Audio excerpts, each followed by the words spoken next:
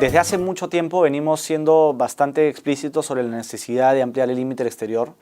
El hecho de que nosotros recibamos muchos flujos por parte de nuestros afiliados, nuestros contribuyentes, todos los meses, hace que tengamos un tema de invertibilidad de ese dinero, ¿no? Recibimos, no solamente, por ejemplo, en el caso de Prima, recibimos 80 millones de dólares al mes.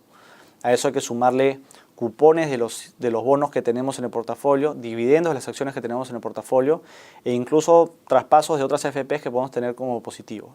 Todo eso, por ejemplo, hace que para Prima este año habíamos recibido un poco más de 1.500 millones de dólares de nuevo dinero para invertir. 1.500 millones de dólares, utilizarlos en el mercado local es bien complicado, ¿no? No se dan emisiones de nuevas acciones.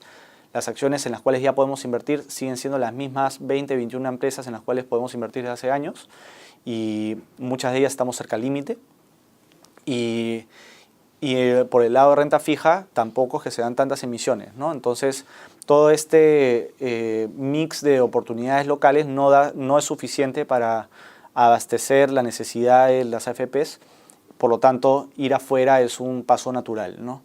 De hecho, en ciertos foros públicos hemos hablado de que medio punto porcentual al mes es más o menos lo que necesitamos para invertir esos flujos marginales y coincidentemente el cronograma que ha sacado el Banco Central habla de medio punto mensual de aquí hasta julio para llegar al 40%, ¿no? Entonces creo que eso nos alivia un problema de rentabilizar el dinero que nos va entrando y porque si no no se ampliaba, terminábamos subutilizando el dinero invertido en cosas que eran poco rentables en el mercado local probablemente, ¿no? Como depósitos, por ejemplo.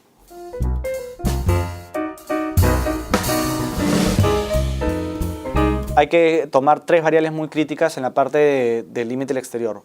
Más allá de que se soluciona un problema no de desbalance de flujos entre lo que nos entra y lo que podemos invertir localmente, más allá de eso, te da naturalmente diversificación geográfica, ¿no? La concentración en Perú se reduce y empiezas a tener más Estados Unidos, más mercados emergentes, China, etcétera, etcétera.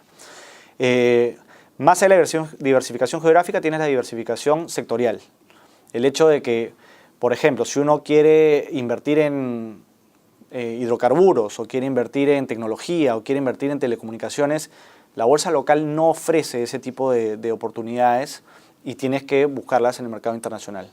Entonces, también te da una diversificación sectorial muy, muy grande, ¿no? Y el tercer punto, tan o más importante que los dos anteriores, es la gestionabilidad. Nosotros en cualquier papel que invertimos en el extranjero podemos entrar o salir entre 1 y 3 días después.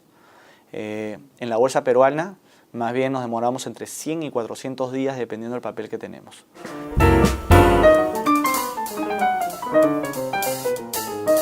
Hay dos temas críticos que están trabajándose en la Superintendencia de Banca. Uno es el tema de flexibilizar la pauta para tomar derivados financieros por parte de las AFPs. Eso de alguna manera te permite gestionar con mucho más rapidez los riesgos de tasa de interés, de tipo de cambio, de commodities, etcétera, etcétera, ¿no? Del mercado en general. Entonces, eso por un lado. Por un lado, el tema de derivados es crítico. Hoy día el mundo en el cual nos manejamos en derivados es relativamente restrictivo y eso hace que tus variables de riesgo sean difíciles de mover, ¿no? Entonces, quieres reducir el plazo promedio de tu portafolio de 7 años a 6 años. ¿Cómo haces? Tienes que vender los bonos largos y comprar los cortos.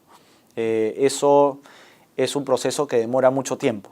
En cambio, si tienes un derivado, te demoras en los minutos que te demore cotizarlo, ¿no? Entonces, ese tipo de cosas, no sé, por ejemplo, ¿no? Si uno se pone un poco escéptico respecto a las perspectivas del cobre o el estaño o el zinc, vender las mineras que tienes en el mercado local es bastante complicado por lo que mencionábamos hace un rato. La liquidez de estas acciones es relativamente baja, pero tomar una cobertura sobre el estaño, el zinc y el cobre también te demora básicamente los minutos que te demora cotizarlo en el teléfono, ¿no? Entonces, ese tipo de cosas de gestionabilidad a través de derivados es un paso sumamente importante hacia adelante.